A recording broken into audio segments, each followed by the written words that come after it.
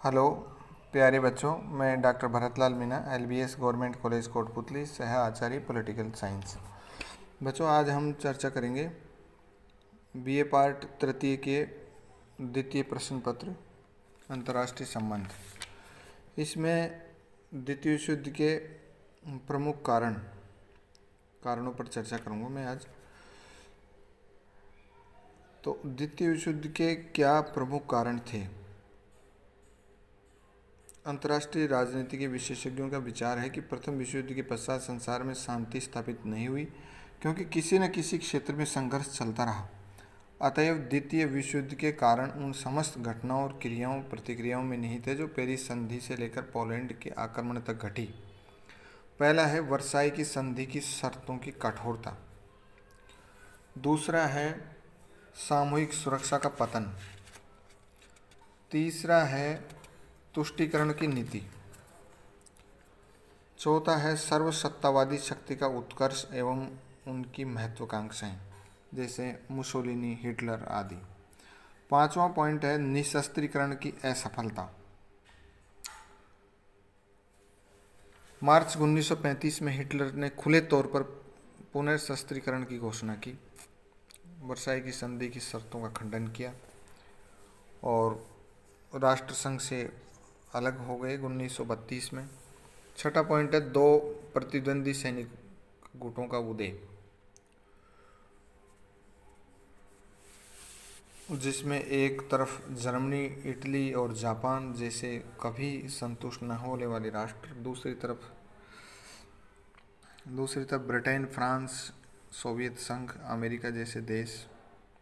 सातवां पॉइंट है अंतर्राष्ट्रीय आर्थिक संकट।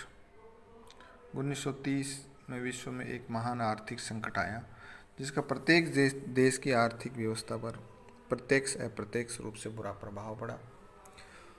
आठवां पॉइंट है साम्राज्यवादी भावना।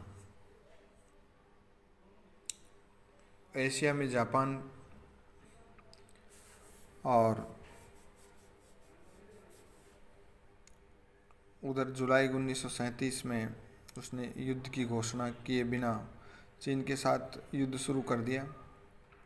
फ्रांस, इंग्लैंड हिटलर के साथ युद्ध में व्यस्त थे। इस तरीके से एक साम्राज्यवादी भावना हिटलर ने शुरू की, उधर जापान। नवा पॉइंट है विभिन्न अल्पसंख्यक जातियों का असंतोष और पोलैंड पर जर्मनी का आक्रमण। मार्च 1939 में हिटलर ने बोहेमिया तथा मोरेविया पर संरक्षण स्थापित करने की घोषणा की, और ये कार्य उसने आत्मनिर्णय के सिद्धांत पर नहीं और न जिस आधार पर उसने ऑस्ट्रिया और सुडेटनलैंड पर अधिकार किया था, वरन प्रवास क्षेत्र के आधार पर किया। इससे स्पष्ट हो गया था कि हिटलर जर्मनी के निकटवर्ती क्षेत्रों पर अधिकार कर एक साम्राज्य का निर्माण करना चाहता है।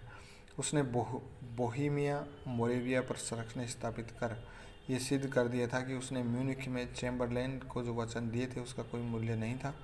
उसकी नीति से स्पष्ट था कि वह यूरोप पर प्रभुत्व स्थापित करना चाहता था। एवं मित्र राष्ट्रों की तुष्टीकरण की नीति ने उसे प्रचुर प्रोत्साहन मिल चुका था।